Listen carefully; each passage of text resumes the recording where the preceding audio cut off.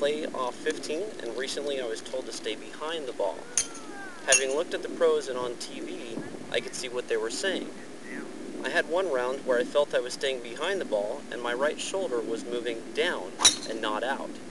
I shot 6 under my handicap and even started to hit a slight draw, but I've struggled to regain that feeling again. Do you have any tips? Let's talk about those two things. Number one, you have staying behind the ball, and number two, the role of the right shoulder in the golf swing.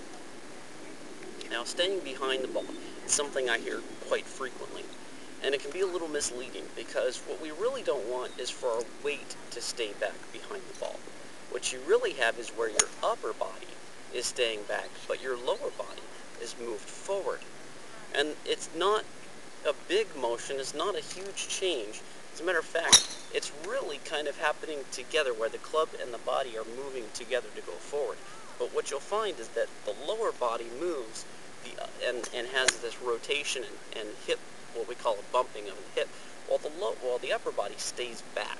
Okay, and that's how you maintain something called axis tilt or spine tilt. Okay, and really these two things relate to each other. How we stay back with our spine tilt controls what our right shoulder is going to do.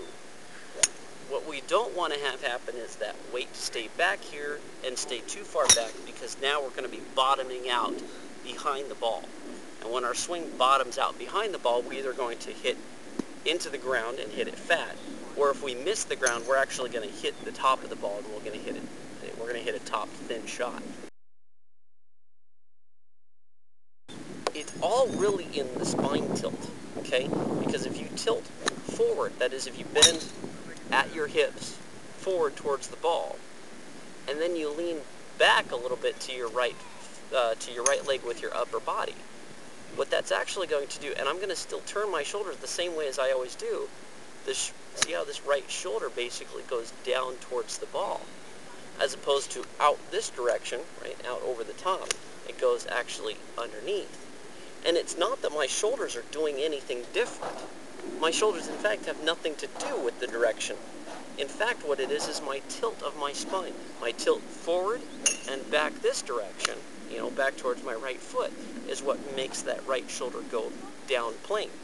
If I don't have those two tilts, if I just tilt straight forward and I turn, notice it's going to be that. Notice my spine is straight up and down here, right?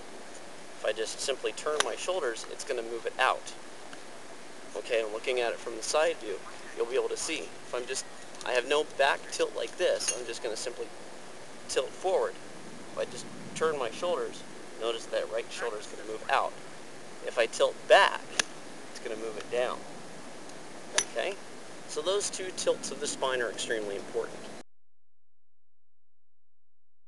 When he was being told to stay back behind it, and the reason why he did it, why he was able to feel like it was going down plane, because he was able to get his hips forward, that keeps that spine angle, right, and staying leaned out over the ball, drops that right shoulder underneath, goes down towards the ball, and then he can just complete his finish.